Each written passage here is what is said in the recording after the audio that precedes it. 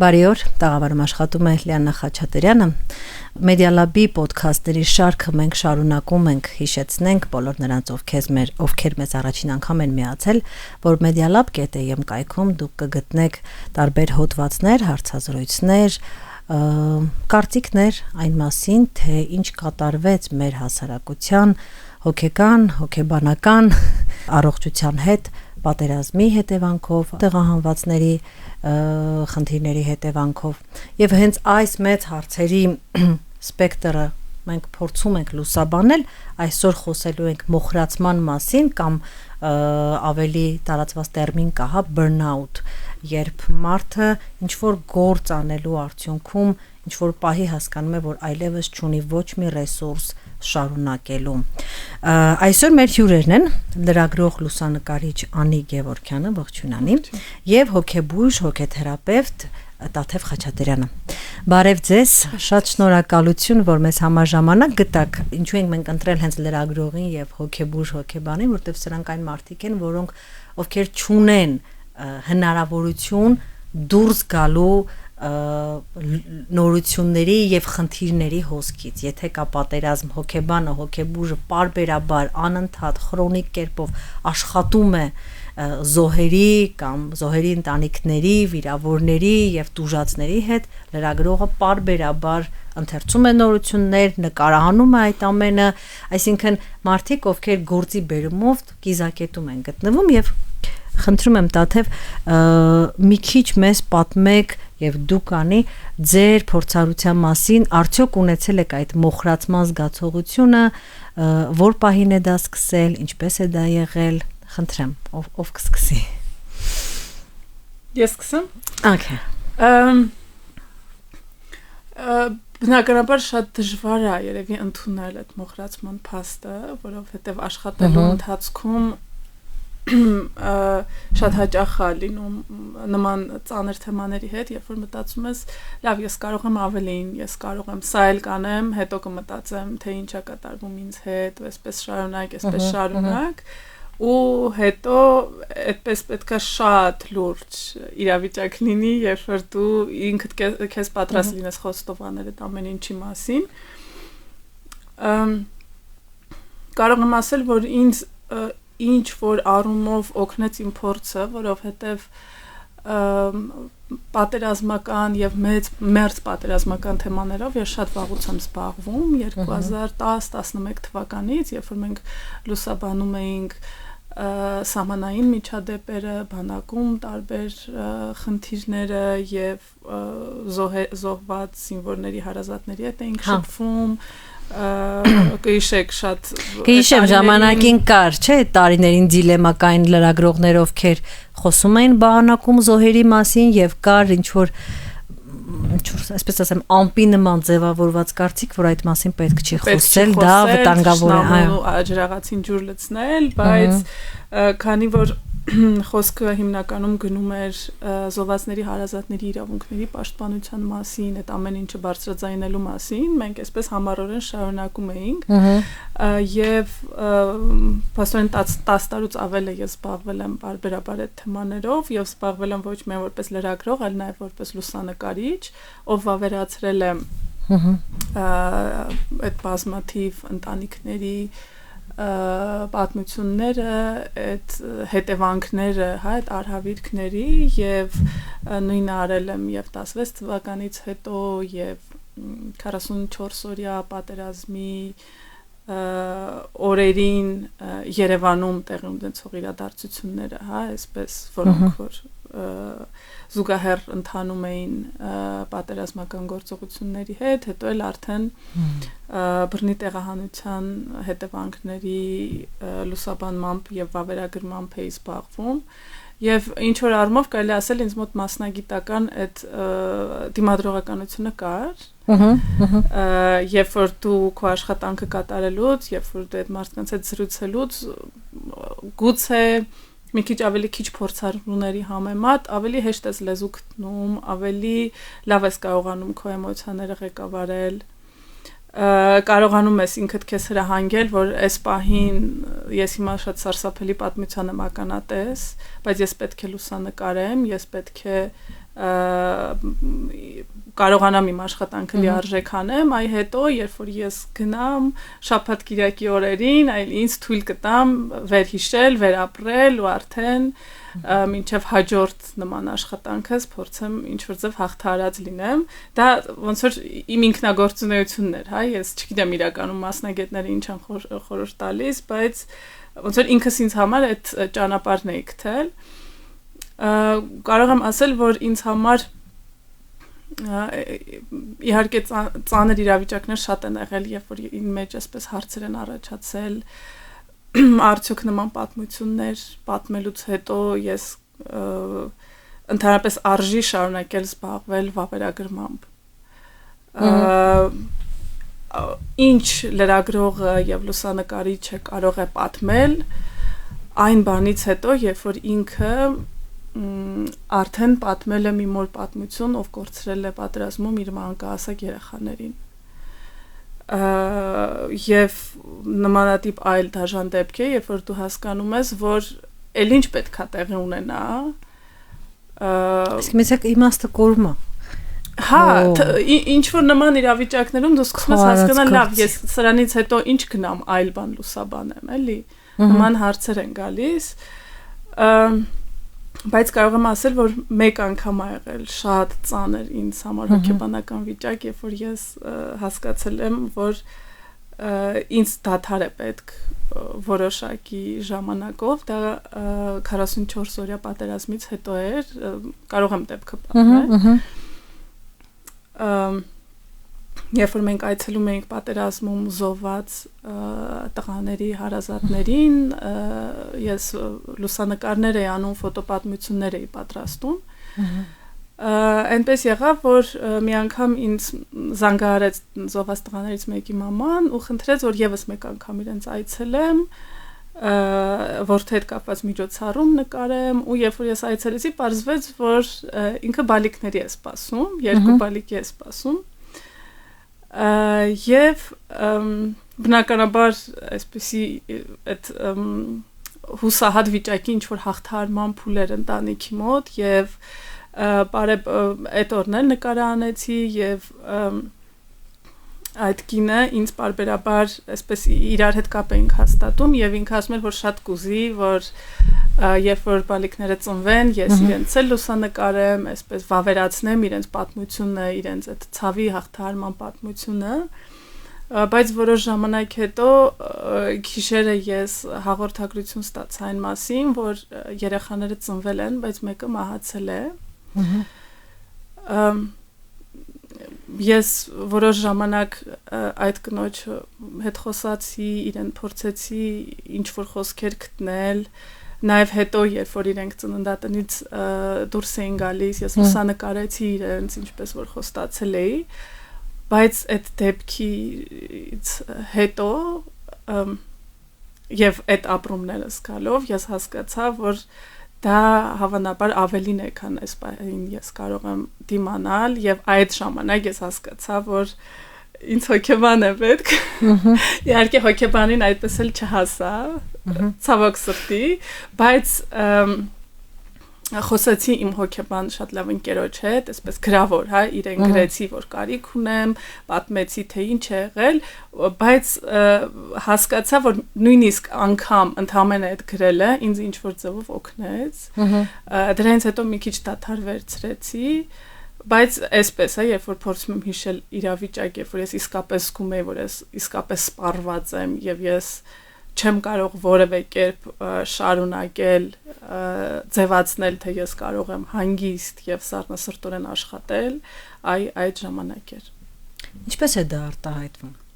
Ես օրինակ ինձ մոտ եղավ անիմաստության զգացողություն, ասեմ, ես եմ դրա միջով անցել, հենց պատերազմից հետո ես 6 ամսով ոլորտ փոխեցի։ Ես այնպես էր ստացվել, որ ես ունեի երկրորդ կրթություն որպես հոգեբան, ես պարզապես դուրս եկա ռադիոից եւ գնացի լրիվ այլ ոլորտում ծերերի հետ աշխատելու որպես հոգեբան, որ ընդհանրապես կապ չունենայի, հա, լրագրության հետ, որովհետեւ այն ինչ որ կար ֆունդամենտալ կոմֆորտի բացակայության զգացողություն։ որ դու անիմաստությամբ ես զբաղվում,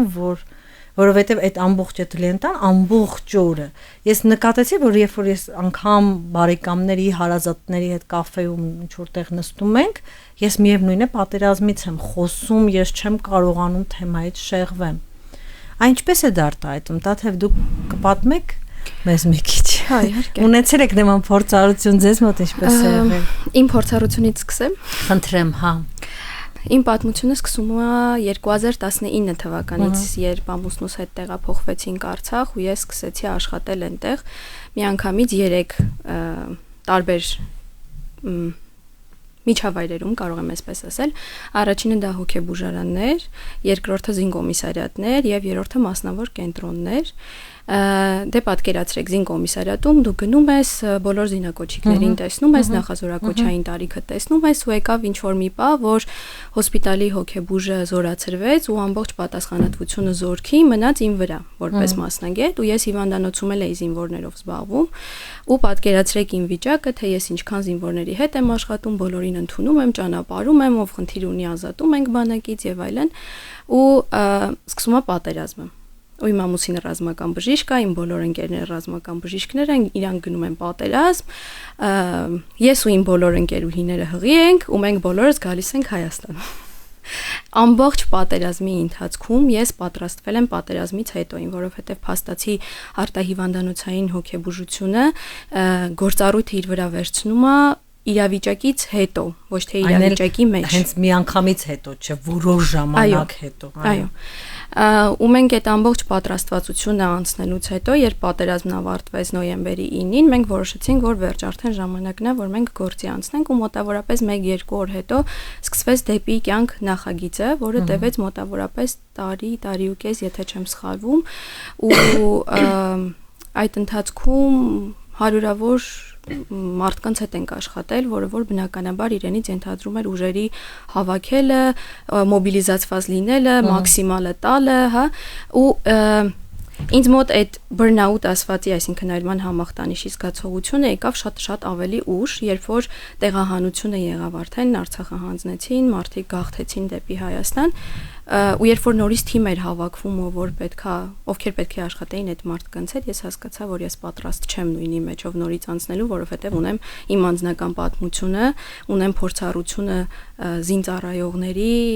զոհվածների ընտանիքների ու այն բոլոր մարդկանց հետ, ովքեր որ աշխատել են թիրախավորված, այսինքն լրագրողները, բժիշկները ավելի շատ, հա, հիմնականում բժիշկների հետ ենք աշխատել։ Ես հասկացա, որ ես չեմ կարողանա նույն ձեր ընդգրկվել process-ի մեջ ու ինձ պետքա դադար այդ ամեն ինչից, հա, փորձեցի մի քանի հոգու հետ, բայց չստացվեց նենց ոնց որ ստացվեց դեպի կյանքի ընթացքում։ Իսկ եթե վերադառնանք բրնաութին որպես պաթոլոգիա, իսկ ինքը հիմա արդեն շատ ավելի ուշադրության արժանի է, նախկինում մտնում էր նևրասթենիայի մեջ, հիմա իրան փորձում են ավելի առանձնացնել։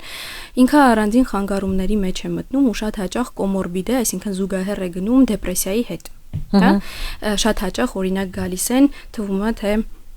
մարդու մոտ միայն բրնաութ է կամ միայն դեպրեսիա է, բայց երբ մենք խորանում ենք, հասկանում ենք, որ թե նրանից կա միաժամանակ։ Բայց բրնաութը ունի շատ հետաքրքիր յուրահատկություն, ինքը չի անցնում լավ հանգստից հետո, իր ժամանակ կա բավականին արտահայտված դերեալիզացիա ու դեպերսոնալիզացիա ու կա մոտիվացիայի իջեցում։ Բայց այստեղ կա մի հատ ուրիշ յուրահատկություն, այրման համախտանիշի ենթարկվում են այն մարդիկ, ովքեր որ կարող են այրվել, այսինքն մարդ պետք է ունենա մոտիվացիա գործի մեջ, որ այրվի։ Եթե մարդ մոտիվացիա չունի, ինքը չի կարող այրվել։ Դրա համար այդ մոխրացում ասվածը որ կա, Բուգարանյան, ինքը հենց դրանով է պայմանավորված, մարդը պետքա այրվի լուծկու պես, հա, վառվեց ու մոխրացավ։ Ու նույնիսկ կա այդպիսի շատ լավ գիրք ստրեսի ու բրնաութի մասին, կոչվում է Ես այլևս չեմ կարող, սա ռուսերենից թարգմանությունն է, Ռանգան Չատրջիի գիրքն է ու իր մեջ պարունակում է շատ հետաքրքիր ինֆորմացիա, թե ոնց կարելի է ստրեսը հաղթահարել, ինչ մոդելներով կարելի է շարժվել, թե ինչն է կարևոր ընդհանուր առմամբ կյանքի մեջ, այսինքն ինքը կարող է դառնալ գայդ ասվածը, հա, ճանապարհի ընկերը ստրեսը, երկարատև ստրեսը հաղթահարելու համար։ Ես այստեղ երկու տերմին օգտագործեցիք պարզապես հենց մեր դիտողների համար, ասենք,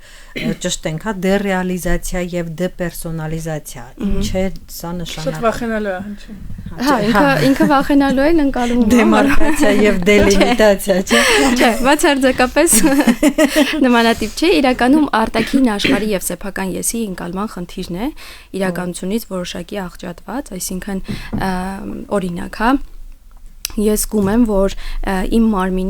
մարմինն է, բայց ոնց որ իմ մարմինը չի, իմ ձայնն է, բայց ոնց որ իմ ձայնը չի, ոնց որ ծերացել եմ, հա, հայլու մեջ նայում են ու տահար զգացողություններ են առաջանում կամ զգում եմ, որ ոնց որ իրանց մարմնից մի քիչ առանձնացած լինեն, հա, իրանց մարմնի մեջ են, բայց նաև մարմնից դուրս զգացողություններ են լինում, կամ լինում է, որ մարմնի տարբեր մասերն առանձնացած են զգում իրարից։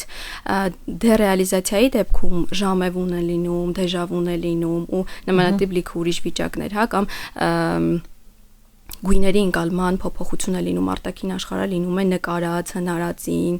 հնարած, հա, ոնց որ կինոյի մեջ լինեն, շատ հաճախ նկարագրում են, որ ոնց որ 4K կինոյի մեջ լինեմ ու ինձ թվում է, որ հեսա կասեն պաուզա մի րոպե, այստեղ ինչ-որ բան պետք է ուղղել։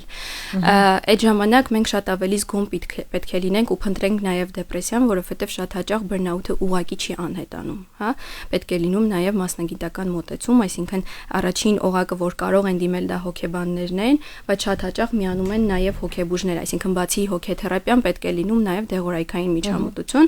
առավելապես հակադեպրեսիվ։ Իհարկե,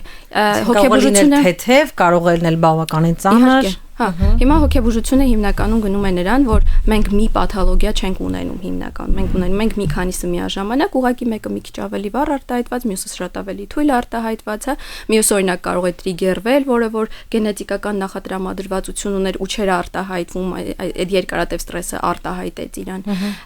Բավականին հետաքրքիր է իրական։ Դերեալիզացիա, դեպերսոնալիզացիա ունեցել ես անի։ Դժվար է ասել, գիտեք, ես կարծում եմ ինձ ինչը օգնեց։ Իհարկե նաև ինչ որ առումով խանգարեց։ 44 օրյա պատերազմի ժամանակ ես նոր էի մամա դառել եւ իմ տղուկը 3 ամսական էր։ Եվ ես դեկրետում էի, բայց քանի որ լուսանկարչությունը իմ համար եւ վավերագրական լուսանկարչությունը ինձ համար իմ երկրի հանրության հասարակության կյանքին մասնակցելու միջոց է, իմ համար անհնար եղավ, հա, մնալ եւ ուղղակի երեխայի խնամել եւ ես նրան գրկած պատտվում էի Երևանում տարբեր հատվածներում, լուսանկարում էի եւ վավերագրում էի այն ամեն ինչի, ինչ որ կատարվում էր թիկունքում, այսպես ասած, հա, այդ կամավորական աշխատանքները, տարբեր այսպես խմբային ինչ որ աշխատանքներ, մի խոսքով հիշում ենք, չէ՞, նման իրավիճակներում, թե քաղաքը միանգամից ոնց է սկսում եռալ եւ ինչեր են տեղի ունենում։ Եվ դա ինձ բավականաչափ չգիտեմ ինչքանով ճիշտ ասել մոտիվացնել, բայց ինչ որ այդպիսի մի բան անում էր։ Այսինքն ես հասկանում էի, որ ես ոչ թե ուղակի նստած իմ մեջով անցկացնում եմ տեղի ունեցողը, այլ ես անում եմ մի աշխատանք, որը ինձ թույլ է տալիս ինձ օգտակար զգալ, շփվել մարդկանց հետ եւ ապրումակցել ոչ թե ուղակի sense հերակա էմոցիոնալ, այլ մոտիկ լինել մարդկանց հենց պատերազմից հետո էլ հա այս տեղահանությունից հետո երբ որ ես գնում եմ եւ շփվում եմ նման կորուստներ ապրած մարդկանց հետ ես չեմ ունենում այդ զգացողությունը որ օй ես ոնց եմ դիմանում այս գիտեք ես մի յուրահատուկ հոգեբանություն եմ ոչ ես գնում եմ հասկանալով որ դա մի աշխատանք է որը պետք է անել որ իմ որևէ ծանր ապրում այդ պահի կամ դրանից հետո չի կարող համեմատվել նրա հետ ինչ որ այդ մարդիկ են ապրում եւ նման արհավիրքներով անցած մարդիկ արժանի են նրան, որպիսի դու լինես լուսանկարիչ, լրագրող, թե ուղղակի հարևան կամ բարեկամ, իրենց հետ թեկուզ քո չափով էմոցիոնալ ծանր ապրումներ ունենաս։ Այսինքն ես չեմ համարել երբեք, որ դա ինչ որ հերոսություն է կամ արտառոց ինչ որ բան է պահանջում, հա, իմ համար դա նորմալ է, որ եթե երկրում քո հայրենակիցների հետ նման բաներ են կատարվում, դու չես կարող ասել լավ։ Այ շատ տերխիր բան է ասում Անին, ես այ կուզենայի մենք ունենք տարածքում մասնագետ հարցնենք փորձագետին, հետաքրքիր բան ասաց, որովհետև տեսեք, Անին խոսում է մարդկային շփումների մասին, հասկանալի է, որ հոգեբանի դեպքում դա ուրիշ շփում է, այսինքն բայց կապ չունի այրման համախտանիշի ժամանակ դա օգնում է ավելի շատ, երբ որ քո շուրջը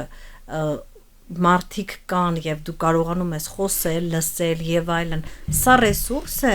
թե հակառակը հաճախ հենց սա կարող է բերի։ Տեսեք,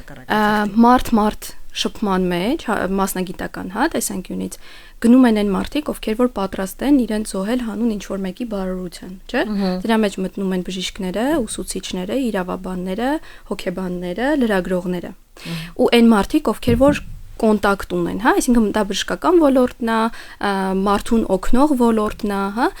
կամ խնամակալներն են։ Այսինքն մենք շատ հաճախ երբ որ մասնագիտությունների մասին ենք խոսում, մենք մոռանում ենք այն մարդկանց, ովքեր որ օրինակ ծերերին են խնամում, երեխաներին են խնամում, մանկատներում են աշխատում, հա, սա եւս իրենից ենթադրում է բռնաութի հավանականություն բավականին բարձր, ինչի որովհետեւ մասնագիտությունը ինչքան կապված է մարդ շփման հետ, մարդը ամենաշատն է տանում դեպի բռնաութ։ Հա, եւ այստեղ մենք ունենք խնդիր, բայց այդ մասնագետները չեն կարող այրվել, փաստորեն։ Չէ, կարող են, բայց ավելի շատ հակված են այն մարդիկ, ովքեր ունեն մարդ կապ, բայց միևնույն ժամանակ, երբ որ մենք տարանջատում ենք տանում հիմա, հա, գալիս են օրինակ IT ոլորտից մասնագետներ, ովքեր բռնաութ ունեն ու բավականին ծանր։ Մարդ հարաբերությունների մեջ վերականգնվելը շատ ավելի հեշտ է։ Հա։ Շատ ավելի հաճախ, օրինակ ես նկատում եմ, որ համակարգչային ասպարեզում աշխատող մարդիկ շատ ավելի շատ են դուրս գալիս իրենց աշխատանքային համակարգից, որովհետև մարդը շատ ավելի շատ է օգնում, քան հակառակը։ Հիմա եթե մենք հետազոտությունները դիտարկենք, այրման համախտանիշի քանակը որպես այդպիսին տոկոսային սկսել է աճել կոവിഡ്ից հետո։ Ինչի, որովհետև մարդիկ միջանցնային շփումների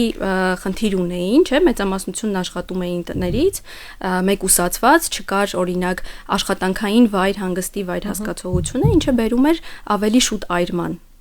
Ու այստեղից գալիս է հենց IT ոլորտի մասնագետների խնդիր, իրանք հիմնականում իրանց համակարգչի հետ են շփվում, ոչ թե մարդ, ու մեծամասնությունը օրինակ ես հիմա նկատում եմ, որ շատերը ովքեր որ տնից են աշխատում, դիտարկում են, որ օրինակ ես կուզեի շաբաթվա կեսը աշխատեի թիմի մեջ կամ այնպիսի մի միջավայրում, որտեղ կարող եմ մարդկանց հետ շփվել ժամանակ առ ժամանակ, ոչ թե լինեմ միտեղ, որտեղ մենակ ես եմ ու իմ համակարգիչը ու 4 պատ, օրինակ։ Հոգեբանների մոտ պատերազմից հետո ձեզնից բացի շատ եք եւ լրագրողների մոտ ինչ է կարծում, այսքան հանդիպել եք դեպքեր, որ նույնպես բռնաութի, որ այլևս չեմ կարող, այլևս անհնարին է։ Մեզ մոտ մի քիչ ուրիշ ձև է աշխատում, բայց միևնույն ժամանակ հոգեկան ոլորտի մասնագետներն ունեն մի շատ կարևոր առավելություն։ Այն բոլոր մարդիկ, ովքեր որ անում են հոգեթերապիա, իրանք անցնում են սուպերվիզիաներ, ինտերվիզիաներ ունեն սեփական հոգեբանների։ Հոգեթերապևտ ունի իր հոգեթերապևտ։ Այո, որովհետև առանց դրա հնարավոր չի։ Մենք այդքան մարդու կյանքի հետ ենք աշխատում, մենք չենք կարող մեր բոլոր խնդիրները դնել ինչ որ դարակում, գնալ թերապիայի մեջ ու այդ խնդիրը բերել թերապիայի մեջ ու փորձել լուծել ուրիշի թերապիայի ընթացքում։ Դրա համար մենք պետք է ունենանք մեր մասնագետին, որ կարողանանք մեր խնդիրը ուրիշի խնդրի հետ չխառնել կամ երբ որ մենք կոնֆրոնտացվում ենք, այսինքն դեմ հանդիման ենք դուրս գալիս նույն խնդրի հետ, ուրիշի պատմության մեջ, որ մեր մոտ ամեն ինչ չխառնվի իրար։ Ես գիտես, Անի, այ լրագրողների պահով մի քիչ ինչն է հետաքրքիր։ Շատերի հետ ես եմ խոսել, խնդիրը հենց ոչ թե բուն պատերազմներ, այլ պատերազմից հետո այդ մեդիայում կհիշես, հենց պատերազմից հետո այդ բողոքի ցույցը, որ եղավ գիշերը, մարդիկ դուրս եկան փողոց եւ այլն, դրանից հետո սկսվեց աղմուկ, որը անդադ ոնց որ չկանգներ։ այդ առաջի տարին տեղեկատվական աղմուկ, շոկային լուրեր, շոկային տվեցին, տարան, հետո դա զուգորդվում էր ադրբեջանական կողմի այդ վիդեոներով անընդհատ տրվող, թե ոնց էին մերոնց դիրքերից հանում, ինչ որ ստորացման, բռնության, երբեմն ուժեղ բռնության վիդեոներ, որ դու միամիտ նայում էիր հասկանալով որ դու դեռ պատրաստ չէիր դա նայել, բայց դե ասում արդեն մատդ կպավ, հա։ Տեսեք, այստեղ դուք ասում եք մի բանի մասին, որը կոչվում է պոստ-տրավմատիկ ստրեսային խանգարում։ Ու պոստ-տրավմատիկ ստրեսային խանգարումը ոչ թե կոնկրետ բուն process-ի մեջ գտնվելու մասին է միայն, այլ նաև այդ վիդեոները նայելը, իրանց վերամշակելը, անընդհատ այդ թեմաների մեջ լինելը, անընդհատ լսելը, հա, ծանոթ ինչ-որ մարդու պատմության մեջ լինելը։ Դրա համար այստեղ մենք burnout-ից բացի շատ ավելի կարևոր ունենք PTSD-ն, այդ պոստ-տրավմատիկ ստրեսային խանգարումը, որը լրագրողների ոլորտում տրավմատիկ ստրեսային խանգարումը դա զինվորների, պատերազմը ականատեսների խնդիրն է, բայց եթե մենք չունենայինք բարձր տոկոս պոստ-տրավմատիկ ստրեսային խանգարումների, մեր հրավառությունները չէին արգելի, չէ՞։ Ամեն անգամ, երբ որ հրավառություն է լինում, մարդկանց մոտ միանգամից տրիգեր է լինում, որ պատերազմը սկսեց, խփեցին ինչ-որ միտեղ, չէ՞։ Դա խոսում է նրա մասին, որ մեդիան այնքան շատ էր տալիս այդ ինֆորմացիան պատերազմի նույն դաշնությունների։ Դե հենց այդ եմ ասում։ Պլյուս ինֆորմացիան, պլյուս այդքան մարդու մահը, հա, իրանք բոլորը տրավմատիզացիաներ են, որոնք որ բերում են հենց հետտրավմատիկ ստրեսային խանգարման զարգացման։ Այսինքն մենք ունենք բավականին մեծ ցուցանիշներ պոստ-տրավմատիկ ստրեսային խանգարման մեր հասարակության մեջ։ Հետո նոր արդեն burnout-ը որպես հետևանք։ Լրագրողների մասին հիմա որ մտածում եմ, իհարկե ես հիմա որ խոսում ենք, այսպեսի մի միտքով ասացա, դե պոստ-տրավմատիկի մեջ ենք բոլորս, հա, որ լրագրողները գուցե նաև ինչ որ առումով նման են հոգեբաններին, իրենց ակտիվությամբ եւ մարդ շփման հետ, բայց լրագրող չեն դառնում այն մարդիկ, ովքեր հեշտ կարող են հրաժարվել իրենց մասնագիտությունից եւ կոպիտ ասած մնալ տանը դժվար իրավիճակներում։ Լրագրող եւ լուսանկարիչ, առավել եւս վավերագրող, լուսանկարիչ, ամենօրյա այսպես իրադարձությունների հետ աշխատող լուսանկարիչ եւ լրագրող չի դառնում մարդ, ով կարող է ասել լավ, ես ինձ վատ եմ զգում, ես գնում եմ տուն։ Ամենահաճախ լսած իմ արտահայտությունը հերիք է այդ վիդեոները մի նայի, այդ նորությունները մի կարդասեմ, դե հեշտ է, դա մեզ մոտ հիվանդություն։ Բայց դա կենսակերպ է, դա կարիք է մասնագիտական, քո ինչ որ առումով դու առանց դրա այլևս չես կարող, որովհետև դա իսկապես դառնում է քո կյանքի մաս, հենց այդ օգտակարության զգացողության առումով, հա։ Ես անկեղծ ասեմ, ես չեմ լսել այդպիսի խոսակցություններ, որ իսկապես ես էլ չեմ կարող, ես չեմ աշխատում։ Հա, կարող է ինչ որ պահի ասեն, որ մի քիչ հանգստանամ, մի քիչ մտածեմ, մի քիչ բան, բայց այդպիսի դեպք, որ ինչ որ լրագրող կամ լուսանկարիչ ասի,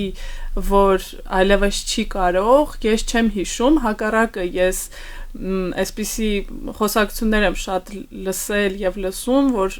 լրագրողներն կարծեմ ավելի այսպես մոտիվացված լինեն, իրենց մեծ ուժ գտնելու, շարունակելու, մանավանդ այս դժվար իրավիճակում, երբ որ մենք հիմա վավերագրում ենք իրադարձություններ, որին ներկա չենք եղել։ Մանավանդ վավերագրող լուսանկարչի համար դա տրամաբանությունից դուրս է, որտեղ դու վավերագրում ես այն, ինչ որ տեսել ես, լուսանկարել ես։ Մենք հիմա վավերագրում ենք դեպքեր Արցախում, որոնք շրջափակման պատճառով մենք ներկա չենք եղել, եւ հիմա այսպես կարա աբսուրդային թվա, հա, բա ինչ եք դուք նկարում, ներողություն, դեպքերը եղել, բրծել են, հիմա դուք ինչ եք անում։ Իրականում մեր աշխատանքը հիմա դրանում է, որ մենք փորձում ենք մարդկանց հետ շփվելով, նրանց փոքրիկ, այսպես ինչ որ իրերը բերելով, նրանց պատմություններով, այս ամեն ինչով անցնելով եւ այդ ամեն ինչը հավաքագրելով, ինչ որ պատկեր ստեղծել։ Եվ դա իրականում ես կարծում եմ, որ լրագրողների ու լուսանկարիչների համար շատ այսպես կարևոր աշխատանք է իրենց արժևորելու համար, որովհետեւ ես կարծում եմ, որ իրականում գուցե նաև անկախ մասնագիտությունից բոլորիս մեջ էլ ինչ որ վախ կա, որ ժամանակը գնում է Եվ կարող է այս ամեն ինչը այլևս հնարավոր չլինի ֆիքսել, ապացուցել, պատմել, չէ՞։ Ինչ որ այդպիսի զգացողություն բոլորս ունենում ենք։ Ու այդ առումով հենց այդ եմ ասում, այդ բնույթի մարդիկ, ովքեր դառնում են լրագրողներ եւ վավերագրողներ, իրենց մեջ ուժ են տեսնում հենց այդ խոչընդոտներին հանդիպելով եւ մտածելով, որ այ իմ այս ծանր ապրումների մասին ես հետո կմտածեմ։ Մարդիկ նաև ունեն ամեն մեկը ունենում է իր ինչ-որ փոքր մանր մեխանիզմները, իր տենց այդ ստրեսային լարված վիճակից իրեն ամենօրյա հանելու, չգիտեմ, մի լրագրող կար, պատմում էր, որ ինքը հաց է թխում։ Ու ֆիզիկականը շատ օգնում է։ Հա։ Ոչ թե օրինակ էկրաններից օգտվելը, որը իրականում շատ խանգարում է, այլ կոնկրետ ֆիզիկականը։ Տան գործանել, մաքրություն անել, ինչ-որ բան, ծաղիկների հետ աշխատել, նկարել, պարել, երգել, դրանք բոլորը շատ թերապևտիկ են։ Իրանք բոլորը աշխատանքային թերապիայի մեջ են մտնում, նույն հաց թխել ինքը process է, չէ՞։ Ես խմորի հետ աշխատեցի, ես իմ շոշափական համակարգը դրեցի դրա մեջ, ես տեսնում եմ ոնց է ինքը փուչիկ լինում, հետո ես իրան գնդում եմ, դնում եմ։ Այդ ասելուց էլ հանգստացա։ Ինքը ամբողջությամբ թերապիա է։ Ու դրա համար էլ մարդը կարողանում է դուրս գալ այդ վիճակից։ Մեկ ասում է վազում է։ Դուք ինչ որ բան ունեք? Ես պարում եմ։ Դուք պարում եք։ Այո։ Անի դուք։ Ես ամեն առավոտ մարզանք եմ անում ու երբ որ եղանակը թույլ է տալիս, երեխաներին տանում եմ անվերջ զբոսանքների։ Ես չգիտեմ հետո երբ իրանք մեծանան ոնց են դա հիշելու, բայց ինձ համար իսկապես տենց լիցքաթափվելու եւ նոր լիցքելով այսպես ուժեղանալու ինչ որ միջոց է զբոսնելը։ Այգի կլինի, փողոցով հետ առաջ անելը ինձ համար, երբ որ իմ ոտքերը աշխատում են, ես ինձ այսպես շատ։ Հա, էլի շարժվելն է։ Ուղեղը սկսում է արդեն ինչ որ այլ ռիթմով աշխատել, հա, ինչ որ։ Ես մտածեցի, որ երևի ես հա, չէ, շատ ծայրահեղ դեպքում ես նկարում եմ։ Շատ օգնում է տան գործանելը, որ ասեցի պարելը, հետո հասկացա, որ կա եւս մի հատ բան։ Հետո ստեղ մի քիչ բան էլ կա, չէ՞, դու այդ ոնց որ այդ մի պահ է գալիս, երբ որ դու էլ չես տիրապետում իրավիճակին, քանի որ ուղեղդ գերհոգնած է լինում, գերլարված, այդ շատ հավանեցի դեպերսոնալիզացիայի մեջ ես լինում եւ այլ, ու իսկ տան գործը ինքը համակարգված է եւ դու ունենում ես ինչ որ իրավիճակի վերահսկողության զգացում։ Ինչ որ աշխարհիկ խնդիր է, չէ՞, պարզ խնդիր։ Կային կեղտոտ շորեր, դու իրանց վերցրեցիր, դրեցիր, սխմեցիր եւ ստացար արդյունք եւ որ դու ամբողջ ցիկլը վերահսկում ես եւ նաեւ ստանում ես արդյունք, ինքը ոնց որ հանգստացնող է։ Պլյուս ինքը անավարտ ինչ-որ process է, անընդհատ տան գործ։ Բայց եթե օրինակ մարդիկ կան շատ չեն սիրում տան գործ անել, այստեղ շատ օգնում է կողքից ինչ-որ բան, այդ կողքից ինչ-որ բանը կարա լինի սերիալներ անընդհատ նայելը, երաժշտություն լսելը։ Ես օրինակ սիրում եմ աուդիոգրքեր լսելը տան գործ անելու ժամանակ։ Ստացվում է օրինակ տան գործ ժամ-ժամուկես ու ժամ-ժամուկեսում կարելի է մի շաբաթում կարելի է շատ մեծ գիրք ավարտել։ Հա, ես լեկցիաներ եմ լսում, բայց նույնն է, էլի։ Դե հա։ Դենց է ստացվում։ Հա։ Ես գրքերը կարդում եմ։ Խնդրում եմ ինձ չքարկոծեք, բայց ես վերջերս ինձ իմ ընկերներից մեկը ով այսպես ասած իմ գրքային ընկերներից մեկը, իմ ընկերուին, ում հետ մենք միշտ գրականությունից ենք խոսում, մեր սիրած գրքերից, հեղինակներից, եւ ինքը ինձ հարցրեց. «Անի, վաղուց չենք խոսացել, դու ինչ ես ընթերցում հիմա»։ Ու ես այդ թեման մի քիչ sense բանարեցի, հա, որտեւ ինքը այսպես շեշտադրում արեց, ասեց ամբողջ օրը ծանր պատերազմական թեմաների մեջ ես, ու ինչ ես կարդում հիմա։ Ես ինչ որ sense մի քիչ ծրող պատասխան տվեցի, բայց իրականում ես հիմա կարդում եմ ժամանակակից հայ գրականություն մեր պատերազմների մասին, գեղարվեստական։ Ու ինձ շատ դա հետաքրքիր է, շատ մի քանի օր առաջ, մի քանի շաբաթ առաջ հրատարակված թարմ իրադարձությունների մասին, 44 սուրիայի մասին, այս տարբեր հետագա զարգացումների մասին, վախեցա ասեմ, որտեվ հասկանում եմ, որ ընկալումը մի քիչ այլ է, մտածում են հերիք չի քո աշխատանքն է, դա մի հատ էլ գիրք կարդալուց դու նորից դա կուզես վերապրել, բայց ինձ հետաքրքիր է այն առումով, որ ես որպես լրագրող վավերացնող են քեզ նման։ Ինձ համար շատ կարևոր է տեսնել, թե խոսքին, գեղարվեստական խոսքին տիրապետող մարդիկ ինչպես են վավերացնում իրադարձությունները ես բացի լուսանկարիչ լինելուց նաև լրագրող եմ, ես գրում եմ լրագրողական շատ մատչելի եւ պարզ լեզվով, հա, ուղիղ լեզվով դեպքերի մասին, տարբեր զարգացումների եւ ինձ համար ասենց մեծագույն գեղարվեստական հաճույք է տեսնել թե ինչպես են գրողները այդ ամեն ինչը նկարագրում եւ իսկապես երբ որ գրողները նաեւ իմ ծանոթները, բարեկամներն են, ես իրենց լավ բաներ եմ գրում, ասում եմ շնորհակալություն պատերազմի մասին պատմելու նոր լեզու առաջարկելու համար, որովհետև իրականում լրագրողները շատ հաճախ են հանդիպում այդ խնդրին, որ պատմեցիր, ասեցիր, նկարագրեցիր, բայց ինչ որ նոր լեզու է պետք, ինչ որ նոր ձևեր են պետք է այդ ամեն ինչին անդրադառնալու համար, որովհետև ինչպես ավելի վաղ էի ասում, երբ որ դու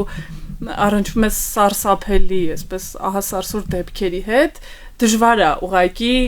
պարզ նախադասությամբ գրել եւ դրանով բավարարվել։ Դու սկսում ես մտածել, թե ինչպես այդ ամեն ինչը պատմես, որպեսզի դրա խորությունը պարզ լինի, դրա էությունը պարզ լինի։ Մի խոսքով sense ամենաթատ ինչ որ որոնումների մեջ ենք ինձ թվում է բոլորս։ Նկատել եք, թե դա մենակ ես եմ նկատել, որ պրոֆեսիոնալ զինվորականները որպես կանոն իրենց տարիքից մեծ են երևում։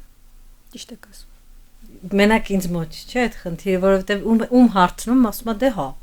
կամ ինչ որ պրոֆեսիոնալ զինվորական եք տեսնում, ասում եմ 30 տարեկան, ու որ 30, 40-ի տպավորություն է։ Իմ ընկերները լավ են պահպանվել, բայց իրական հա չէ, բոլորն էլ մեծ են երևում, բայց մեծ են եւ դա այնպես չի որ չգիտեմ մազերը չի սպիտակել, դա դեմքի արտահայտությունն է փոխվում, աչքերը, միմիկները սկսում են, մաշվածությունն է ընդհանուր օրգանիզմի ավելի բարձր։ Ես ինչու դրանից սկսեցի։ Մենք հաճախ տենց հերոսացնում ենք դե զինվորականները իրանք իհարկե շատ ծանր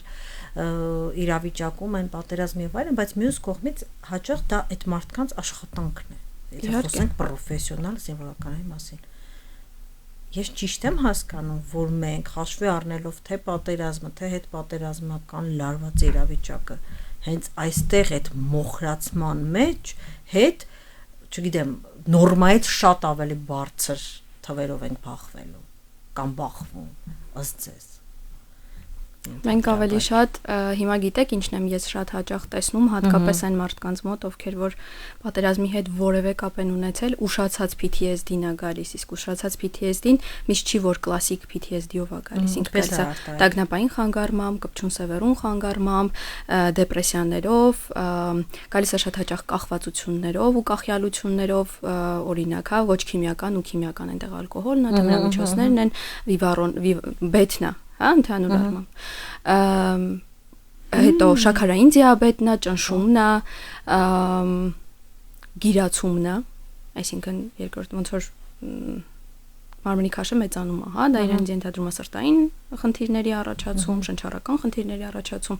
այսինքն շատ հաճախ մենք տեսնում ենք ոչ թե փաստացի PTSD-ին զինվորականների մոտ, այլ ուշացած ուրիշ մի բան։ Բայց գիտեք, միևնույն ժամանակ այսպեսի մի հատ հետաքրքիր բան ասեմ, նույն զինվորականները, ովքեր որ նույն ու բոլոր այն տղաները, ովքեր որ կռվել են, շատ հաճախ եմ ես դա լսել, դրա համար եմ ուզում ձեզ ասեմ, ինչ շատ հաճախ ասում են, շատ ավելի հեշտ էր կռվի ժամանակ։ Ինչի, որովհետև մեր հիմնական նպատակը չմեռնելն էր։ Կռվից հետո դու պետքա անընդհատ պայքարես աշխատանքի համար, աշխատավարձ, տուն, տեղ, երեխա, սովորել օրինակ, ճանապարհ հարթել եւ այլն, աշխարհը բարձր։ Այն ժամանակ մի հատ խնդիր ունես, չմահանալ ու վերջ։ Դրա համար ոնց որ պատերազմից հետո մենք շատ ուժեղ այդ հիասթափության ալիքն ունեցանք, որովհետեւ իրանք վերադարձան ու հասկացան, որ կյանքը չի փոխվել, կյանքը նույն ձևի է, մի քիչ էլ ավելի դժվար։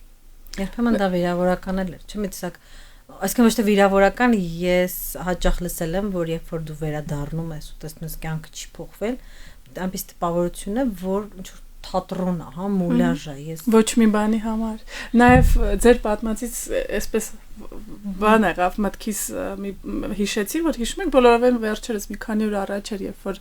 տվյալներ հրապարակվեցին Հայաստանում ամենաշատ այցելած կայքերը, ու շատ կայքերն էին։ Այսպես կամարանքով եւ հեգնական ասում էին դե լավ, դե մեր ժողովուրդը ինչով է զբաղվում, փաստորեն իրականում մենք այսինքն դա ավելի դիագնոզ է, շատ պետք է զգուշ լինենք մարդկանց պիտակավորելու հարցում, որովհետեւ դա կարող է նաեւ խոսալ նրա մասին, որ մարդիկ գտնվելով շատ ծանր ապրումների մեջ փորձում են ինչ որ նման դե ինքը կարճատև դոֆամինի միջոց է, ոնց որ օրինակ հիմա մենք ինտերնետային հարթակներից օգտվում ենք, չէ՞, մենք անընդհատ այդ կարճ վիդեոները թերթում ենք ու դրանից հաճույք ենք ստանում, կարճատև չէ, դոֆամին է արտադրվում։ Մանավանդ երբ որ ծիծաղալու ընդհանրապես։ Նույնը բեթերի դեպքում է, ես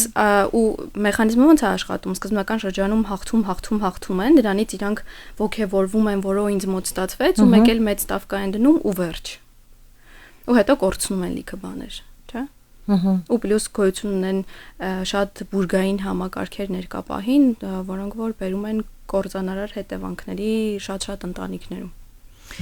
Շատ լավ։ Ձեր խորհուրդները, հա, պրակտիկ, առօրեական եւ արդեն երևի թե պրակտիկ, թե մասնագիտական, նախ ինչպես այս դեպքում երևի թե ավելի շատ Տաթևին կխնդրեմ կոնկրետ հարցին պատասխանեք, ինչպես մարդիկ հասկանան, հայտնաբերեն, որ իրենք մոխրացման եզրին են, որ բանը բանից չանցնի, այսպես ասած։ Այսինքն ինչ սիմպտոմների վրա պետք է ուշադրություն դարձնել։ Շաբաթ կիրակի հանգիստ ունեն, չէ՞, քնում են իբր թե, առավոտյան արթնանում են, երկուշաբթի արթնանում են անտանելի հոգնած, աշխատանքը հաճույք չի բերում, ոչ մի բան հաճույք չի բերում, զորով տենց տիպողաբար գնում են աշխատանքի, որովհետև պետք է գնան աշխատանքի ու անընդհատ այդ ցիկլի մեջ են, մեկ, երկրորդը չափից շատ գործ են վերցնում, որպեսզի մոտիվացիա առաջացնեն, բայց դա փաստացի հակառակն է ազդու, աշխատում, հա, չի աշխատում հակառակը։ Ունեն ջուրագրգիռություն, որն արտահայտվում է, մենք իրան ռուսերեն անվանում ենք սիմպտոմ սպիչկի։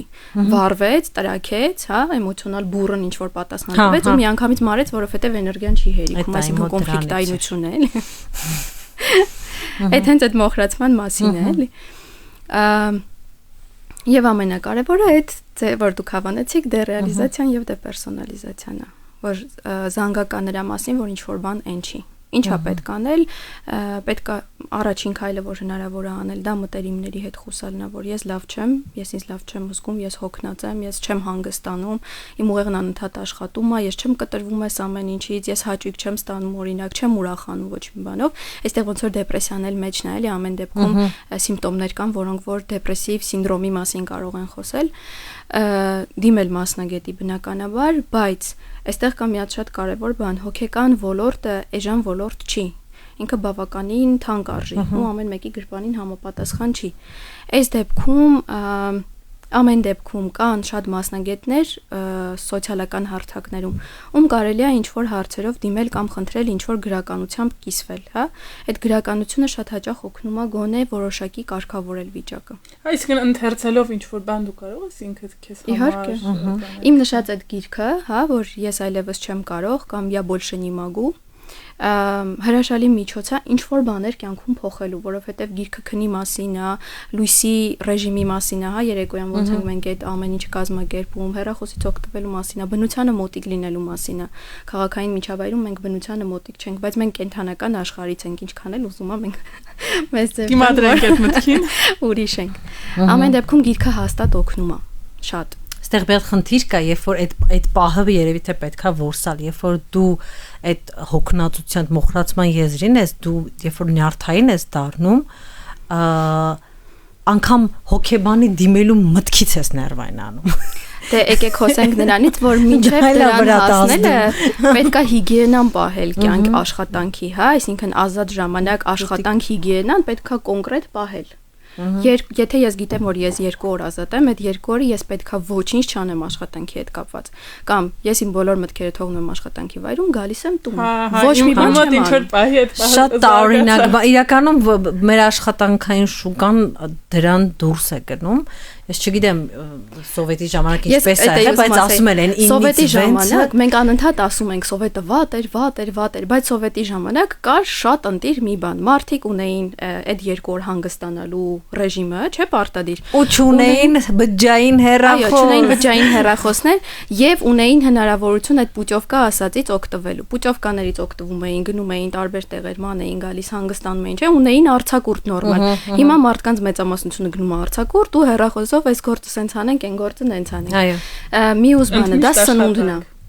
Մեծամասնությունը չեն սնվում նորմալ։ Մեծամասնությունը սնվում են այդ fast junk food-երով, հա? Իսկ այստեղ կարևոր է բջջանյութի առկայությունը, բանջարեղենը, միրգը, մսամթերքը, հա, կաթնամթերքը, ամեն ինչ, արևի առկայությունը։ Մարդիկ հիմնականում սենյակներում նստած գործ են անում ամբողջ օր, մինչև մութն ընկնելը։ Պետքա դուրս գալ, քայլել, վազել, գնալ ինչ-որ մի տեղ, հա, ընտանիքի հետ ժամանակ այսպես թուղթուգրիչով գրենք, որովհետև այսօրվա մեր իրականության մեջ կարևոր է շատ առողջ նյարդեր ունենալ։ Հա, ես հա Տաթևն էլ պատմում էր ու ես էլ մտածում եմ, խնդիրը նաև նրանում է, որ երբ որ դու որոշում ես, հա, ասում ես լավ, ես հիմա սկսեմ զբաղվել ինձնով, ու եթե դու դիցուկ լրագրող ես, ու մեկ էլ հաջորդ րոպեին զանգ է գալիս,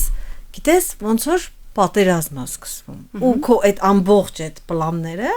քո ինձնով, ոնց որ իջիկ են դառնում, դառնում են երկրորդական։ Դրա համար պետք է ունենալ օրվա մեջ մի հատ պատուհան, կես ժամ, մի ժամանոց, որը միայն անկախ պատերազմական գործընթացից։ Աշխարհում ինչ էլ ուզում է կատարվի, ես զբաղվում եմ իմ խնամքով, դա իմ ժամանակն է, որովհետև մենք այսօր բոլորին ունենք, բայց մերը չենք։ Այսինքն այստեղ ինքնախնամքի հարցն է կարևոր։ Ես պետքա ինձ սիրեմ, որ կարողանամ սիրել մնացածին։ Ես պետքա ինձ սիրեմ, ինձ խնամեմ, որ ուժ ունենամ մնացածին ժամանակ ու ռեսուրս տրամադրելու, չէ։ Եթե ես այդ ռեսուրսը չունեմ, որտեղից ում ինչ տամ, ես ավելի շատ ագրեսիվ եմ լինելու։ Շատ լավ, շատ շնորհակալություն, ճիշտն ասած, տենց հավեսով ասма զրուցում ենք, արդեն մոտ 1 ժամ է զրուցում ենք, ես հույս ունեմ, որ իրադարձությունները երկրում եւ մեր հասարակությունում այնպես կծավալվեն, որ մենք նորից ու նորից այս նույն խնդրին չենք վերադառնա, առնվազն Տաթևի նշած այդ մասնագիտությունների կրողները, հա, ուսուցիչներ, հոգեբաններ, բժիշկներ, ովքեր կարծես թե առաջին ֆրոնտի վրա են անդադ մարդկանց հետ շփվելու եւ ուզես թե չուզես պատմություններ տեսնելու, լսելու եւ վավերացնելու։ Ես շատ շնորհակալ եմ զրույցի համար, ես հիշեցնեմ բոլոր նրանց, ովքեր մեզ դեռ շարունակում են հետևել, որ այսօր մեր հյուրերն էին հոգեբույժ, հոգեթերապևտ Տաթև Խաչատրյանը եւ լրագրող լուսանկարիչ Անի Գևորգյանը։ Մենք խոսում էինք բըրնաութի մասին, դա ավարում աշխատեց Լիաննա Խաչատրյանը։ Շնորհակալություն։